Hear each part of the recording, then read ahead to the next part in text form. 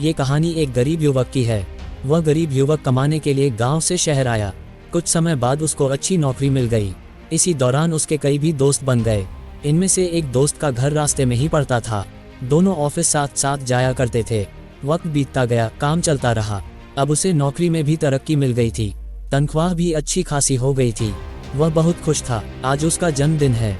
वह आज बहुत प्रसन्न है। ऑफिस में लोगों ने जन्मदिन की बधाइयाँ दी। शाम को ऑफिस से छूटते ही अपने दोस्तों को साथ ले शहर के एक बड़े होटल में जबरदस्त पार्टी की।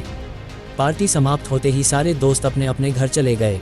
वह गरीब युवक यहाँ आकर इतना घुल मिल गया कि उसे अपने माँ बाप, भाई बहन का जरा भी ख्याल नहीं आया। गांव में माँ बाप ने अपने बेटे के लिए मंदिर जाकर पूजा की, ईश्वर से अपने बेटे की लंबी उम्र की कामना की। उसके घर वाले वहाँ उस पर आस लगाए बैठे थे कि शहर से उनका बेटा आएगा तो सब मुश्किल हल हो जाएगी। लेकिन वह सब भूल गया था।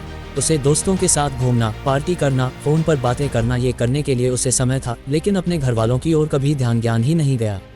पैसों से घर खरीदा, कार खरीदी, एक बार भी अपने घर वालों को बुलाना उसने ज़रूरी नहीं समझा। ऐशो आराम की सारी चीज़ें खरीदी, सब कुछ पा लिया। एक दिन वह अचानक बीमार हुआ, अस्पताल में भर्ती हुआ। रात हुई, दवाइयाँ लेने के बाद डॉक्टर ने उसे आराम करने को कहा।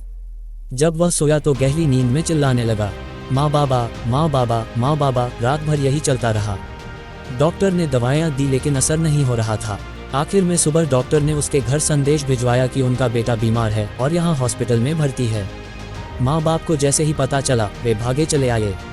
माँ ने बेटे को देखते ही अपने सीने से लगाया। उनको देखते ही उसके स्वास्थ्य में बहुत सुधार हुआ। डॉक्टर ने उसे उसी दिन अस्पताल से घर भेज दिया। मानो माँ बाप उसके लिए दवाइयाँ बनकर आए थे। उसने पैसों से दुनिया की सारी चीज़ें खरीदी। पैसों से दोस्त, डॉक्टर, नर्स, दवाइयाँ, सब कुछ उसने पा लिया। सब कुछ मिला लेकिन माँ बाप नहीं।